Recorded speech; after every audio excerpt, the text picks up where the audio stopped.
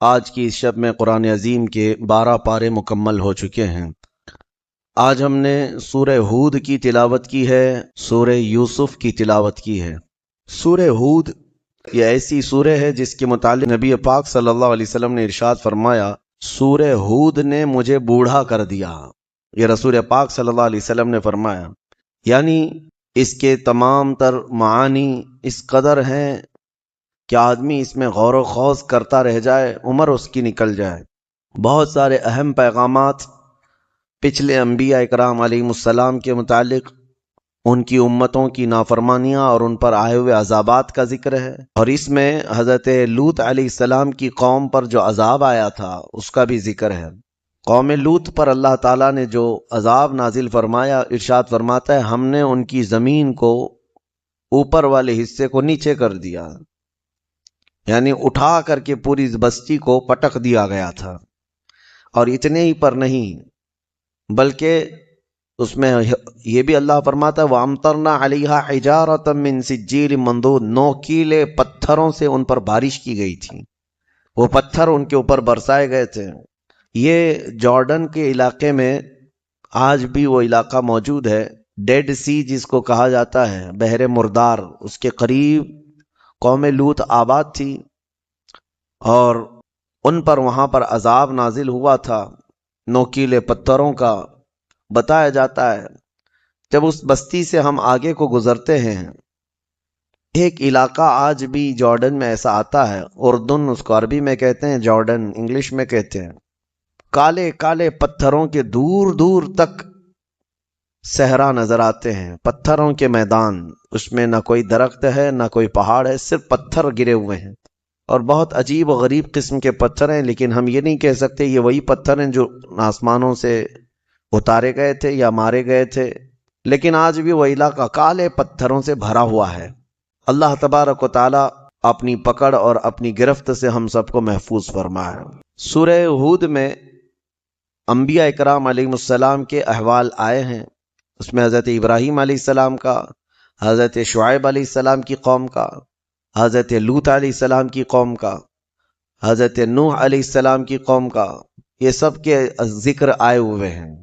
ایک بات یہاں پر ملتی ہے کہ حضرت نوح علیہ السلام کی قوم پر جب عذاب آ رہا تھا، 950 سال تبلیغ فرمائی حضرت نوح علیہ السلام نے، اور ان کی قوم سرکش رہی، اور آپ جب ان کو ڈراتے عذاب الہی سے تو وہ مذاق اڑاتے ہیں، جس چیز کا تم وعدہ کرتے ہو لا کر کے دکھاؤ عذاب کیسا ہوتا ہے۔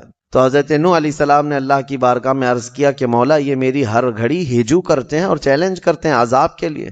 تو اللہ تعالیٰ نے فرمایا نوح تم اپنی کشتی بناؤ سوکھے میں، جبکہ کوئی آس پاس میں کوئی ندی دریا نہیں ہے، لیکن کشتی بنانے کا حکم ہوا۔ آپ نے ایک بہت بڑے سائز کی کشتی بنائی جس میں صرف ایمان والے سوار تھے، اور ہر جانور جتنے بھی اس وقت موجود تھے ان جانوروں کا ایک جوڑا اس میں لے لیا گیا تھا۔ 3 منزلیں کی وہ کشتی تھی، لکڑی کی بنائی ہوئی۔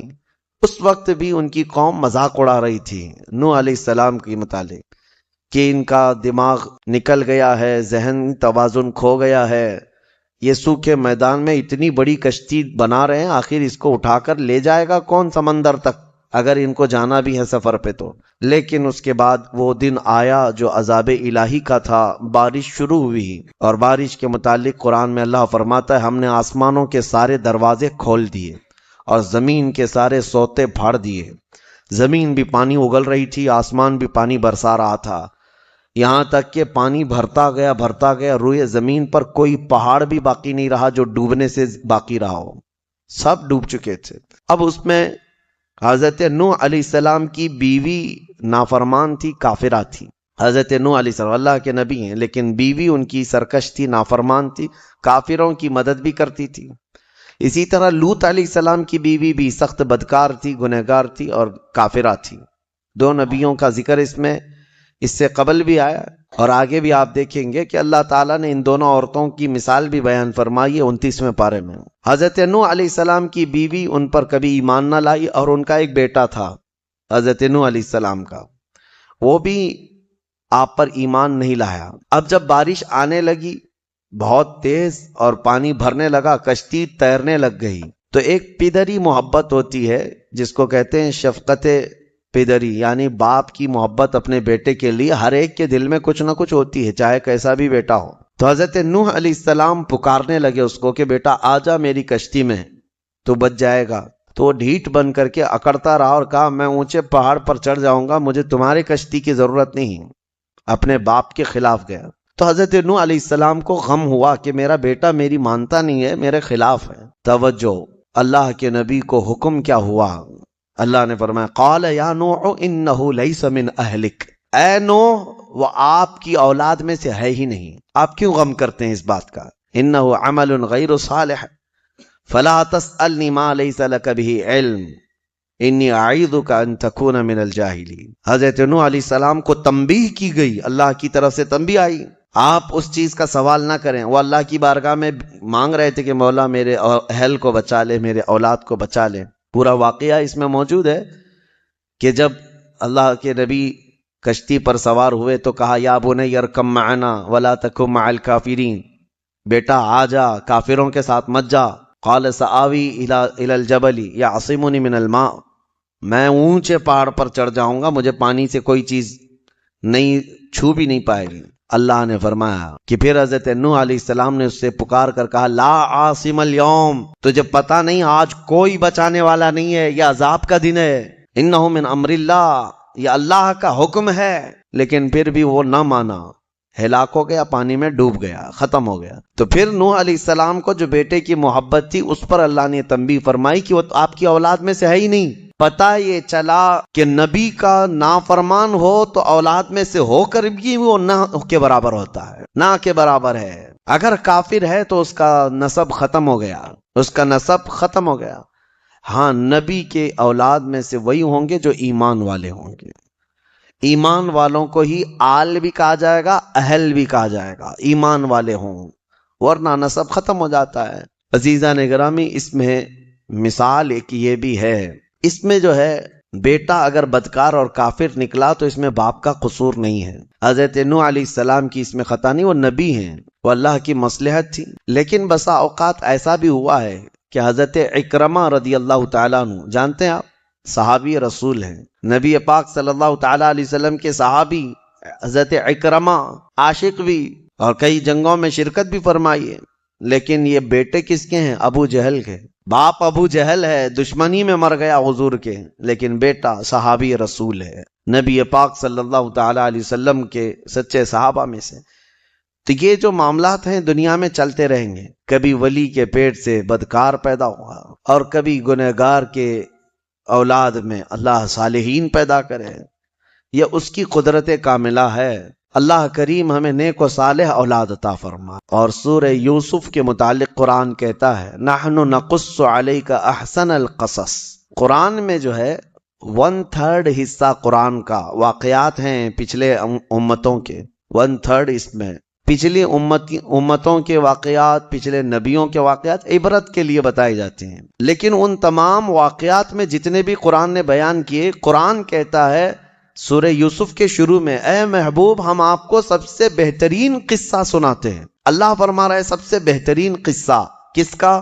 یوسف علیہ السلام کا۔ پوری زندگی ہے ان کی اس میں، سورہ یوسف میں، ان کی پیدائش کے وقت سے لے کر، یعنی شروع سے ان کے احوال سے لے کر ان کے اخیر عمر تک کے احوال اس سورے میں آ گئے ہیں۔ یوسف علیہ السلام بیٹے تھے یعقوب علیہ السلام کی۔ یعقوب علیہ السلام اللہ کے نبی ہیں جن کو اسرائیل کہا گیا ہے، جن کے نام سے آج اسرائیل ملک بھی بنا ہوا ہے۔ اسرائیل ان کا نام ہے، حضرت یعقوب علیہ السلام کا، اور انہی کے بیٹوں کو بنی اسرائیل کہا جاتا ہے۔ یعقوب علیہ السلام کے ٹوٹل 12 بیٹے ہیں، جس میں حضرت یوسف علیہ السلام 11ویں نمبر پر تھے۔ 10 بیٹے اور تھے، 11ویں نمبر پر حضرت یوسف علیہ السلام تھے۔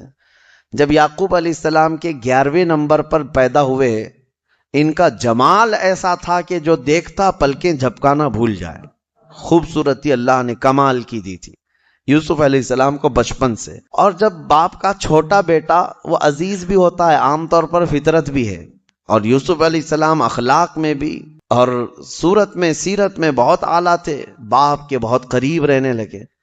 یعقوب علیہ السلام ہمیشہ یوسف علیہ السلام کو لے کر چلتے تھے۔ تو ایک دن یوسف علیہ السلام نے خواب دیکھا، اور وہ خواب سے ہی یہ سورہ شروع ہو رہا ہے۔ میں آپ کو بتاتا ہوں میرے عزیزو، اللہ جس کو سب سے بہترین قصہ کہہ رہا ہے، یہ قصہ اپنے بچوں کو سنانا سب سے بہتر ہے۔ قرآن کا قصہ، قرآن کا واقعہ، اور کہاں لوگ آج چور پولیس کی کہانیاں، گڈے گڑیا کی کہانیاں، اور پتہ نہیں جل پری ہور پری کی کہانیاں، جھوٹ پر مبنی کہانیوں سے بچوں کی پرورش میں کچھ فرق نہیں ہے۔ ہاں، ان کو سچے واقعات جو انبیاء کرام کے ہیں یہ سنائیں۔ اسلامی تاریخ یہی رہی ہے، سیرت بھی یاد ہو جائے گی، تاریخ بھی یاد ہو جائے گی، اور ایمان بھی پختہ ہو جائے گا۔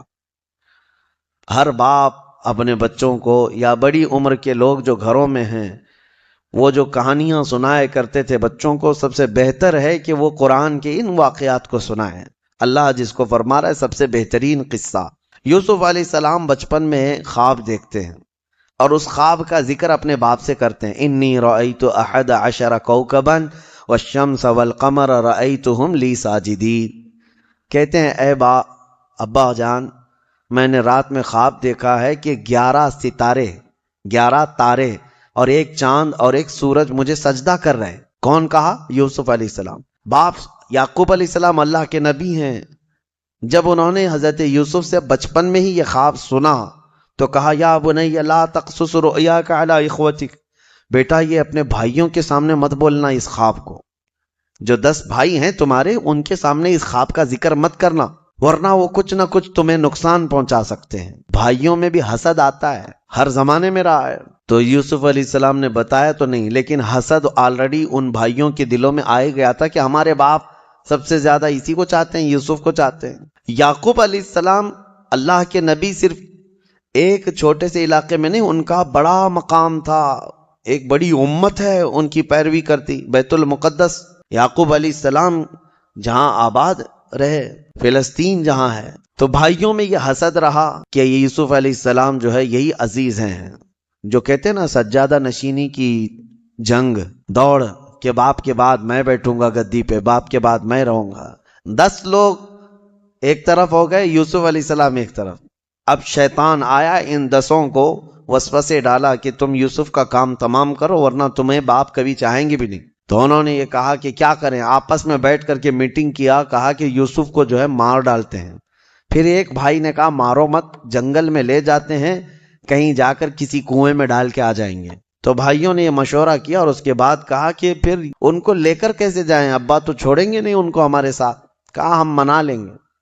آئے یوسف علیہ السلام کے مانگ کے لیے، مطالبے کے لیے حضرت یعقوب علیہ السلام کے پاس۔ سارے 10 آ کر کہتے ہیں ابا جان ہم جانا چاہتے ہیں سیر و تفریح کے لیے، ہم تو جا رہے ہیں، ہمارا چھوٹا بھائی اگر سفر میں نہیں رہے گا تو مزہ نہیں آئے گا، آپ اس کو ہمارے ساتھ بھیجیں، ارسلہ معنا غدا، وہ بھی ہمارے ساتھ کھیلے گا، تفریح کرے گا، وَإِنَّا لَهُ لَحَافِظُونَ، اور ہم اس کی بہت حفاظت کریں گے۔ یعقوب علیہ السلام نے کہا انی لَيَحْزُنُنِي أَن تَذْهَبُوا بِهِ وَأَخَافُ أَن يَأْكُلَهُ الذِّئْبُ، مجھے ڈر ہے کہ تم کہیں اس کو اکیلا چھوڑ دو گے جنگل میں اور کوئی درندہ آ کر اسے کچھ نقصان پہنچا دیا۔ تو بھائیوں نے کہا اگر ایسا ہوا کہ ہم اس کی حفاظت نہیں کریں گے تو پھر ہم پر لعنت ہے، ہم کیسے بھائی ہوں گے، ہم یوسف کی پوری حفاظت کریں گے۔ جب یقین دلایا تو یوسف علیہ السلام کو بھیج دیا والد گرامی نے، لے کر کے پلان کے مطابق آئے جنگل میں، اور آنے کے بعد تھوڑی دیر کھیلنے کے بعد 10 نے مل کر کے یوسف علیہ السلام کو جنگل میں موجود ایک کنویں میں ڈھکیل دیا۔ بہت پرانا کنواں تھا، زہریلے سانپ اس کنویں کے اندر موجود تھے۔ انہوں نے ڈھکیل تو دیا لیکن اللہ کا حکم ہوا کہ فوراً جبرائیل امین آئے، یوسف علیہ السلام کو پکڑ کر کنویں میں ایک جگہ بٹھا دیا، اور جتنے موذی جانور تھے سب کو حکم ہو گیا کہ تمہیں یہ ایذا دینے کے لیے نہیں، یہ اللہ کے نبی ہیں، ان کی حفاظت کرو۔ کوئی ایک سانپ نے بھی ٹچ نہیں کیا۔ ہاں، موذی جانور اللہ کے نبیوں کو ایذا نہیں دیتے۔ یوسف علیہ السلام کو جو نبوت ملی وہ اسی کنویں میں ملی۔ چھوٹی عمر میں جن لوگوں کو نبوت دی گئی ہے وہ 3 نبیوں کا ذکر آتا ہے، ایک حضرت یوسف علیہ السلام جو کنویں میں ان کو نبوت ملی، دوسرے حضرت یحییٰ علیہ السلام بچپن میں ہی، اور تیسرے عیسیٰ علیہ السلام پیدا ہوتے ہی نبی بن کر کے آئے۔ یعنی یہ ظاہری دنیا میں جو کم عمر میں جن کی نبوت ہوئی، ورنہ نبوت کے متعلق میرے آقا صلی اللہ علیہ وسلم سے پہلے کسی کی نبوت نہیں۔ ہاں وہ اس وقت بھی نبی تھے جب آدم علیہ السلام پیدا بھی نہیں ہوئے تھے. اب کنویں میں ڈھکیل دیا, واپس آ کر کے جنگل میں پلان کرنے لگ گئے کہ اب کیا کریں گے. تو انہوں نے ایک بھیڑیے کو پکڑ کر کے اس کو کاٹ دیا. کاٹ کر اس کا خون, یوسف علیہ السلام کا جبہ نکال کر اس کو خون لگا دیا. جب یوسف علیہ السلام کو دھکیلنے سے پہلے ان کا جبہ اتار لیا ہوگا, اس کو خون لگا دیا, اور اس کے بعد رات کو روتے دھوتے اپنے گھر آئے اپنے باپ کے پاس. وَجَاءُوا عَلَىٰ قَمِيصِهِ بِدَمٍ كَذِبٍ, جھوٹے خون کے ساتھ آئے باپ کے پاس اور پھر رونے لگے. قالوا یا ابانا انا ذهبنا ونستبق وتركنا يوسف عند متاعنا فاكله الذئب. ابا جان ہم کھیل رہے تھے, ہمارے سامان کے پاس یوسف کو بٹھائے تھے ہم, اور ہم کھیل میں مصروف تھے, اچانک ایک بھیڑیا آیا اور یوسف کو کھا گیا, لے چلا گیا. آپ کو یقین نہیں آئے گا, وما انت بمؤمن لنا, آپ ہم پر یقین نہیں کریں گے, ہمیں پتا ہے, لیکن دیکھیے یہ ہم جبہ لے آئے ہیں. وجاءوا علی قمیصہ بدم کذب, یہ خون لگا ہوا ان کا قمیص ہے یوسف علیہ السلام. تو حضرت یعقوب علیہ السلام کہنے لگے مجھے پہلے سے معلوم تھا کہ اس طرح کا حادثہ ہو جائے گا. واللہ المستعان, اب اللہ ہی مددگار ہے. فصبر جمیل, صبر سب سے بہتر ہے. یوسف علیہ السلام کے جانے کے بعد یعقوب علیہ السلام ان کے غم میں بہت روئے. اپنے بیٹے کی یاد میں روتے ان کی آنکھیں چلی گئیں, بینائی ختم ہوئی یعقوب علیہ السلام کی. اب انہوں نے جو کام کیا صرف حسد کے مارے کیا, اپنے بھائی کو کنویں میں ڈال دیا. یاد رکھیں میرے آقا صلی اللہ علیہ وسلم کی حدیث ہے, من حفر لأخیہ حفر اللہ لہ, جو اپنے بھائی کے لیے کنواں کھودتا ہے اللہ اس کے لیے کنواں کھودتا ہے. ہاں یہ صرف یوسف علیہ السلام کے بھائیوں کے ساتھ ہی نہیں ہوا, آج بھی یہ فارمولہ ہے. اگر آپ کسی کے لیے گڑھا کھود رہے ہیں, اللہ آپ کے لیے کوئی گڑھا تیار فرمائے گا جس میں تم بھی جا کے گرو گے.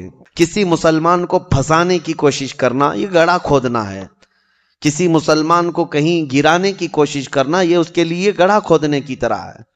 یہ فارمولہ آج بھی چلے گا اور قیامت تک چلے گا کہ جو اپنے بھائی کے لیے گڑھا کھودتا ہے اللہ اس کے لیے گڑھا تیار فرماتا ہے. اب یہ آئے حضرت یعقوب علیہ السلام نے یہ کام کس کے لیے کیے تھے؟ کس لیے کیے تھے کہ یوسف ہٹ جائے گا تو ہم باپ کے قریب ہو جائیں گے.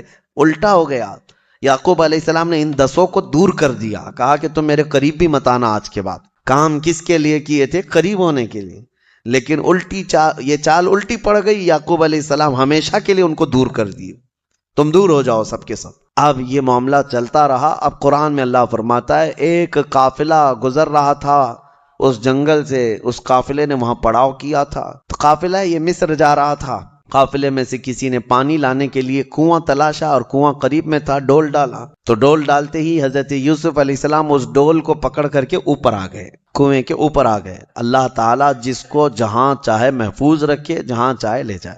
میں آپ کو یوسف علیہ السلام کا یہ واقعہ بتاتا ہوں. ان کا سفر دیکھیں کہاں سے شروع ہوا. حاسدین کے شکار ہوتے رہے, لیکن سفر بڑا لمبا ہے یوسف علیہ السلام کا. اس کے بعد اس قافلے والوں نے جب دیکھا حسین و جمیل خوبصورت بچہ ہمارے پاس آیا ہے, تو لے کر کے قافلے کے امیر کے پاس لائے. کہا کہ یہ تو فرشتہ معلوم ہوتا ہے. ظاہر سی بات ہے وہ حسن و جمال ان کا ایسا تھا کہ کوئی انسان ان کی طرح دکھتا نہیں تھا, بہت حسین و جمیل. کہا یہ فرشتہ معلوم ہوتا ہے. قافلے والوں نے ساتھ لے لیا, اور جب وہ راستے سے چلتے تو جہاں سے چلتے لوگ ان کو دیکھنے کے لیے بھیڑ لگاتے. جب مصر پہنچے تو قافلے کے امیر نے سوچا کہ مفت میں کیوں دکھاؤں, پیسے لے کر کے دکھاؤں گا. اس نے ریٹ لگایا, روزانہ جس کو بھی دیکھنا ہے یوسف کو 1 درہم دے گا اور دیکھ کر کے جائے.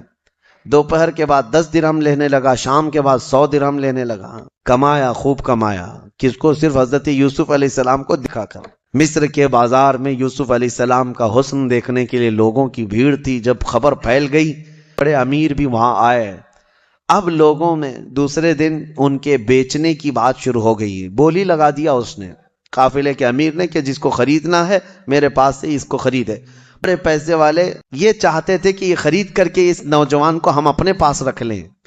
اور عزیز مصر, اس وقت جو مصر کا حاکم تھا اس کو عزیز مصر کہا جاتا ہے, اس کی بیوی زلیخا, تاریخ میں ان کا نام موجود ہے.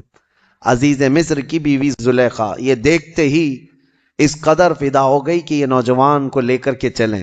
عزیز مصر نے بہت بڑی قیمت دے کر کے یوسف علیہ السلام کو خرید لیا اپنی بیوی کی وجہ سے، لے کر کے آئے، اپنے گھر پر رکھا۔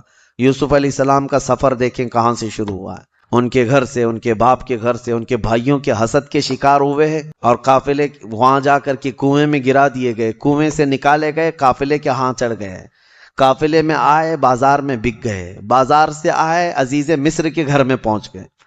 عزیز مصر کے گھر میں آئے تو ایک بات پھیل گئی شہر میں کہ زلیخا جو ہے ایک نوجوان کی عاشق ہو گئی ہے، فدا ہو گئی۔ یہ باتیں عورتوں میں بہت پھیلنے لگیں، تو زلیخا نے کیا کہ ان عورتوں نے دیکھا نہیں یوسف کو، اس لیے اس طرح کی باتیں بنا رہی ہیں۔ سب عورتوں کو ایک دن دعوت میں بلایا اور کہا آ جاؤ میں تمہیں یوسف دکھاتی ہوں، لیکن سب کو جمع کر کے سب کے ہاتھوں میں ایک لیمو اور ایک چاقو دی تیز، کہ جب میں کہوں تو کاٹ دینا۔ تو پھر سب عورتوں کے ہاتھ میں، جب اس شہر کی سب رئیس عورتیں بیٹھی تھیں، حضرت یوسف علیہ السلام کو اچھے لباس کے ساتھ سجا کر کے زلیخا لے آتی ہے، عورتیں انہیں دیکھنے میں مصروف ہیں، حکم ہوا زلیخا کا کہ لیمو کاٹ دیں۔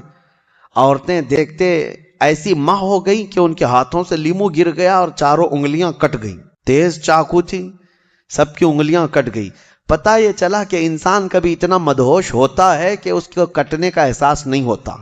اسی لیے امام اعظم نے فرمایا ہے کہ یوسف علیہ السلام کا حسن دیکھتے ہوئے عورتوں کی انگلیاں کٹ گئی، انہیں پتہ نہیں چلا۔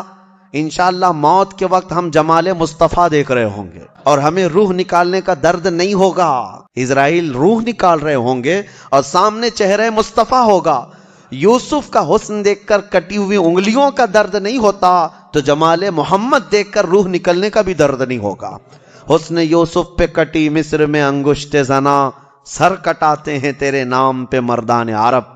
اعلیٰ حضرت نے فرمایا انگلیاں کٹ گئیں، پھر یوسف علیہ السلام گئے تو دیکھتی ہیں یہاں سے آئے تھے قطعن ایدیہن، اللہ فرماتا ہے وہ سب تو اپنے ہاتھ کاٹ لیں۔ بعد میں انہیں احساس ہوا کہ لیمو تو نہیں کٹا، انگلیاں کٹ گئی ہیں۔ اب یہ کاٹی نہیں ہے، یہ کیا ہوا ہے؟ کٹی ہیں۔ کاٹنا اور ہوتا ہے، کٹ جانا اور ہوتا ہے۔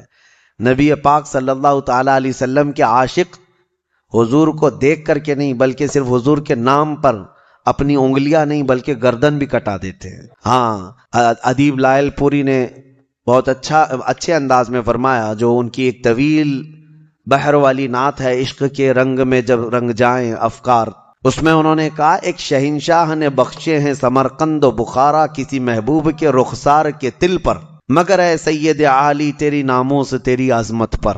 یعنی بادشاہ تھا سمرقند اور بخارا جو ہے، دو شہر ہیں، یہ آج ازبکستان میں ہیں، سمرقند اور بخارا۔ یہ شہر جو ہے بادشاہ نے اپنی محبوبہ کو گفٹ میں دیے تھے، دو شہر دے دیے تھے گفٹ میں۔ کیوں؟ اس کی محبوبہ کے رخسار پر، گال پر ایک تل، ایک نشان تھا، اور وہ بادشاہ کو بڑا پسند تھا۔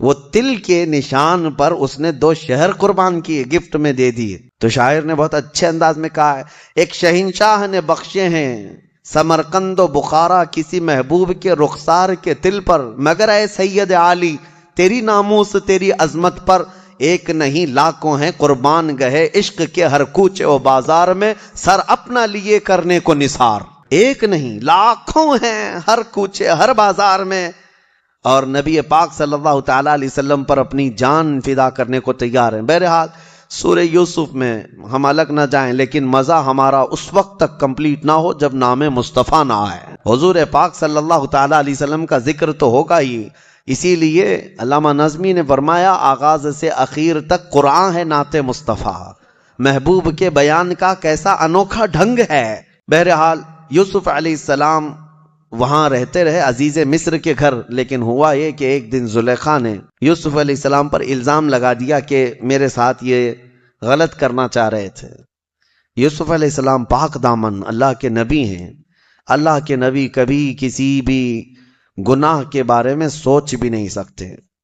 مشہور قول ہے، کہا گیا ہے نبی کے دامن میں پیوند تو ہو سکتا ہے، دھبا نہیں ہوتا۔ پیوند تو ہو سکتا ہے لیکن دھبا نہیں ہو سکتا، گناہوں کا دھبا نہیں۔ یوسف علیہ السلام پر جب یہ الزام لگایا زلیخا نے تو عزیز مصر نے جیل میں ڈال دیا یوسف علیہ السلام کو بغیر کسی تحقیق کے۔ وہاں پر ان لوگوں کو نہ جانے کون سی بات تھی، بے گناہ یوسف علیہ السلام قید میں چلے گئے۔ یوسف علیہ السلام جیل میں کتنے دن رہے پتہ ہے؟ یہاں تو بڑے سے بڑا قلم جب لگ جاتا ہے تب بھی جو ہے بیل ہو جاتی ہے، لیکن یوسف علیہ السلام 7 سال پہلے رہے۔ یہ تو یہاں پر عمر قید کی سزا ہے، اس کے بعد پھر 7 سال بڑھا دیے گئے، 14 سال یوسف علیہ السلام جیل میں رہے۔ 14 سال کسی کی لائف کا ایک بڑا حصہ جیل میں گزر جائے، وہ بھی بغیر کسی جرم کے۔ میرے عزیزو، آج بہت سارے ہمارے نوجوان جیلوں میں قید ہیں۔ میں ان سے کہتا ہوں ہمارے تو گناہ ہیں، ہماری تو خطائیں ہیں، اگر ہم جیلوں میں بند ہو جائیں، بیٹھ جائیں تو صبر کر لینا چاہیے۔ اس نبی کو دیکھ کر کے جس کا دامن پورا پاک تھا، پھر بھی 14 سال جیل کے اندر بیٹھے رہے، اور اللہ کریم کہاں سے کہاں تک لے جاتا ہے تمہیں اس کا اندازہ بھی نہیں۔ جیل تک پہنچ گئے یوسف علیہ السلام، باپ کی نگرانی سے نکل کر کے بھائیوں کے ہاتھ، بھائیوں کے ہاتھوں سے کنویں میں، کنویں سے نکل کر کے قافلے کے ہاتھ، قافلے سے آ کر بازار میں، بازار سے آ کر عزیز مصر کے گھر میں، عزیز مصر کے گھر سے نکل کر پھر جیل میں 14 سال گزرے۔ وہاں 2 قیدی اور بھی تھے، انہوں نے خواب دیکھے۔ یوسف علیہ السلام کا ایک معجزہ ہے، خوابوں کی تعبیر بیان کرتے تھے، سچی تعبیر۔ تو وہ دونوں قیدی جو ہے انہوں نے ایک بار خواب دیکھا، اس خواب کا بھی ذکر قرآن میں آیا ہے۔ وقال الآخر انی ارانی اعصر خمرا ودخل معه السجن فتيان قال احدهما انی ارانی اعصر خمرا وقال الآخر انی ارانی احمل فوق رأسی خبزا تأکل الطیر منه۔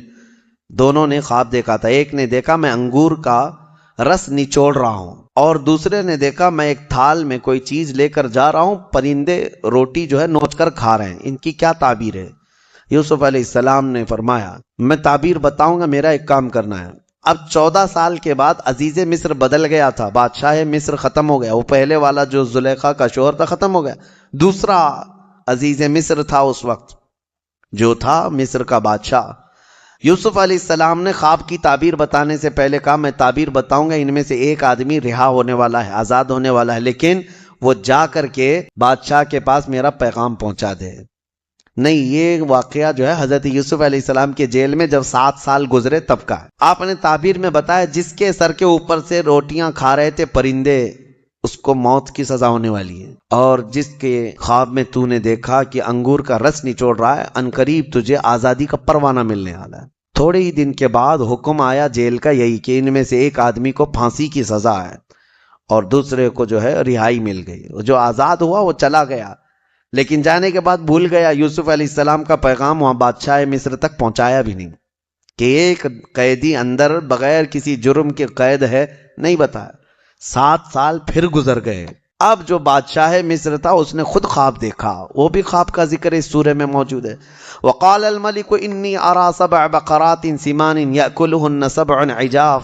بادشاہ نے خواب میں یہ دیکھا کہ 7 موٹی تازی بھینسیں ہیں خواب میں، اور 7 سوکھی بھینسیں ہیں، اور 7 ہری گھاس کے اوٹ، اور 7 سوکھی ہوئی گھاس کے اوٹ، اور اسے کچھ سمجھ میں نہیں آئے کیا چیزیں۔ صبح اٹھ کر کے نجومیوں سے پوچھنے لگا اس خواب کی تعبیر کیا ہے۔ نجومی جو جوتش ہوتے ہیں وہ اٹکل پچھو مارتے رہتے ہیں، یہ بھی ہو سکتا ہے وہ بھی ہو سکتا ہے، ایگزیکٹ کوئی نہیں بولتا۔ ہاں، آج ہمارے بھی لوگ صبح اٹھ کر کے راشی دیکھنے پہ بیٹھے رہتے ہیں، اور بہت سارے چینل تو یہی چلا بھی رہے ہیں کہ ان کو روزانہ وہ بتانا رہتا ہے آج شنی یہاں دیکھ رہا ہے، آج شنی وہاں دیکھ رہا ہے، اور ان کو خود پتہ نہیں ان کا شنی کہاں دیکھ رہا ہے، اور بہت سارے لوگ اس پر ایسا بلیو کر کے چلتے ہیں۔ ہاں، میں نے دیکھا ایک صاحب راستے میں آدھا سفر کر کے واپس بھاگ رہے تھے کار چلاتے ہوئے، ہماری ملاقات ہوئی، کیوں باہر پھر واپس کیوں جا رہے ہیں؟ کہا یہ جو شرٹ ہے نا، لال شرٹ، منع کیا گیا آج لال شرٹ مجھے نہیں پہننا ہے، ہمارے گرو نے آج منع کیا ہے، اس لیے کھولنے جا رہا ہوں۔ کہا ہوگا کیا؟ کہا نہیں، انہوں نے کہا ہے کہ آج تمہیں یہ کپڑا نہیں پہننا ہے۔ یہ تمام چیزوں پر چلتے رہتے ہیں۔ خوابوں کی تعبیر کا علم یہ اہل حق کو اللہ تعالیٰ نے عطا فرمایا، اور نبوت کا حصہ ہے یہ خوابوں کو، مومن کے سچے خواب۔ یوسف علیہ السلام جیل میں رہے، بادشاہ نے جب یہ خواب بتایا تو کوئی نجومی بتا نہیں سکا، اس کے دربار میں وہ جیل سے چھوٹا ہوا قیدی موجود تھا جس کی خواب کی تعبیر یوسف علیہ السلام نے بتائی تھی 7 سال پہلے۔ اس نے کہا کہ میں قیدی ایک ایسے شخص کو جانتا ہوں جیل میں جو ناحق قید میں ہے اور وہ خوابوں کی سچی تعبیر بتاتا ہے۔ یوسف علیہ السلام کے پاس بادشاہ نے بھیجا، جاؤ اس سے خوابوں کی تعبیر پوچھ کے آؤ۔ افتنا فی سبع بقرات۔ یوسف علیہ السلام کے پاس جا کر کے لوگوں نے پوچھا ہمارے بادشاہ نے ایسا خواب دیکھا۔ یوسف علیہ السلام نے فرمایا مجھے یہاں سے آزاد کرو، میں خواب کی تعبیر بتاتا ہوں۔ بادشاہ نے بڑے اعزاز کے ساتھ طلب کیا، آپ نے بتایا تیرے خواب کی تعبیر یہ ہے کہ اب تیرے ملک میں 7 سال خوشحالی کے آئیں گے، بہت غلہ اناج سب ہوگا۔ اس کے اچانک 7 سال کے بعد والے جو 7 سال ہوں گے بہت سوکھا پڑ جائے گا، لوگ کنگال ہوں گے، مفلس ہو جائیں گے، یہاں تک کہ ان کا سارا سامان بک جائے گا، لوگ بھی اپنے آپ کو بیچ دیں گے۔ تو کروں کیا؟ بادشاہ نے پوچھا، کہا کہ 7 سال جو ہوں گے انہی میں ذخیرہ جمع کر لو کہ اگلے 7 سال جب سوکھا پڑے گا تو یہ جمع شدہ مال تم اپنے رعایا پر خرچہ کرو گے۔ بادشاہ کو یہ تعبیر پسند آئی اور اس نے دیکھا بھی کہ 7 سال اتنی خوشحالیاں آئیں تو اس نے سب جمع کرنا شروع کیا۔ پھر یوسف علیہ السلام کو اس نے آزاد کر کے اپنے وزیروں میں شامل کر لیا۔ اب کہاں سے سفر کہاں پہنچا؟ اللہ فرماتا ہے وَكَذَلِكَ مَكَّنَّا لِيُوسُفَ فِي الْأَرْضِ، ہم نے یوسف کو اسی طرح زمین کا قرار عطا کیا، جیل سے نکال کر سیدھا وزیر اعظم حضرت یوسف علیہ السلام وہاں پہنچے۔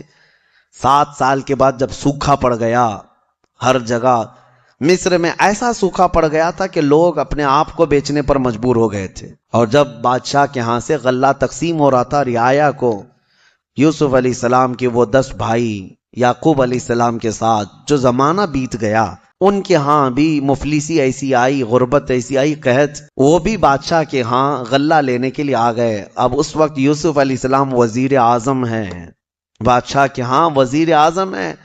بھائی جب آ رہے تھے، اتفاق کی بات یہ ہے کہ یوسف علیہ السلام کے غم میں جب یعقوب علیہ السلام بہت رونے لگے تو اللہ نے ان کو ایک اور بیٹا عطا کیا جن کا نام بنیامین تھا۔ بنیامین، آج یہ یہودی وہ نام رکھتے ہیں بنجامن، وہ بنیامین ہے یوسف علیہ السلام کے چھوٹے بیٹے، اور حضرت یعقوب علیہ السلام اس بیٹے کو اب بہت زیادہ چاہتے تھے۔ یہ بات حضرت یوسف علیہ السلام کو معلوم تھی کہ میرے بعد میرا چھوٹا بھائی پیدا ہوا، اس کو یعقوب علیہ السلام اب دور کرتے ہی نہیں تھے۔ اب یہ 10 بھائی آئے تھے جب بادشاہ کے یہاں پہنچے غلہ لینے کے لیے، حضرت یوسف علیہ السلام نے تو ان کو پہچان لیا لیکن وہ ان کو نہیں پہچانتے تھے۔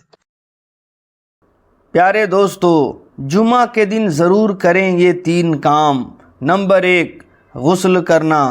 حدیث پاک میں ہے، اللہ کے پیارے نبی صلی اللہ تعالیٰ علیہ وسلم نے ارشاد فرمایا، جو شخص جمعہ کے دن غسل کرے یعنی نہائے، اس کے گناہوں کو معاف کر دیا جاتا ہے، اور جب وہ شخص جمعہ کی نماز کے لیے چلنا شروع کرتا ہے تو اس کے ہر قدم کے بدلے میں 20 نیکیاں لکھی جاتی ہیں۔ نمبر 2، ناخن کاٹنا۔ حدیث پاک میں ہے کہ جو شخص جمعہ کے دن ناخن کاٹتا ہے تو وہ 10 دن تک بلاؤں سے محفوظ رہتا ہے۔ نمبر 3، درود پاک پڑھنا۔ جمعہ کے دن عصر اور مغرب کے درمیان 80 مرتبہ درود پاک پڑھنے سے 80 سال کے گناہ معاف ہو جاتے ہیں۔ سبحان اللہ۔ تو دوستو، آپ حضرات اہل سنت کا بے باک نقیب اور شاندار خطیب حضرت علامہ مفتی سلمان اظہری صاحب قبلہ کا بہت ہی شاندار خطاب سماعت کر رہے ہیں۔ اگر ویڈیو اچھی لگے تو لائک اور شیئر کر کے کومنٹ میں لبیک یا رسول اللہ۔ ان کو تو یہ لگا کہ کب کے ہم نے کنویں میں ڈال دیا، ختم ہو گئی کہانی، لیکن یوسف علیہ السلام موجود تھے۔ حضرت یوسف علیہ السلام نے ان بھائیوں کا غلہ روک دیا، کہا بانٹنے والے سے کہ ان کو پہلے طلب کرو۔ پوچھا کتنے لوگ ہیں تمہارے گھر میں؟ کہا ہم لوگ ہیں، ہمارے باپ ہیں، ہمارے ایک بھائی ہیں۔ کہا جاؤ اپنے چھوٹے بھائی کو بھی ساتھ میں لے آؤ، جب تک وہ نہیں آئے گا تمہیں غلہ نہیں دیا جائے گا۔ وہ 10 نے کہا ہمارے باپ ان کو نہیں بھیجتے۔ کہا کیوں نہیں بھیجتے؟ کہا ہمارے ایک بھائی کے ساتھ حادثہ ہوا تھا پہلے، اب ہمارے باپ اس چھوٹے بھائی کو نہیں بھیجتے۔ یوسف علیہ السلام نے کہا جب تک تمہارا وہ چھوٹا بھائی آئے گا نہیں تمہیں غلہ دیا نہیں جائے گا۔ واپس چلے آئے۔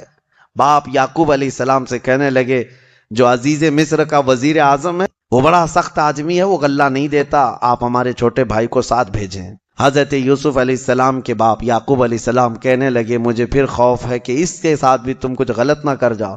بہت روئے. دسوں نے کہا ایک غلطی ہوئی، اب غلطی نہیں کریں گے، آپ بھیج دیں اللہ کے لیے.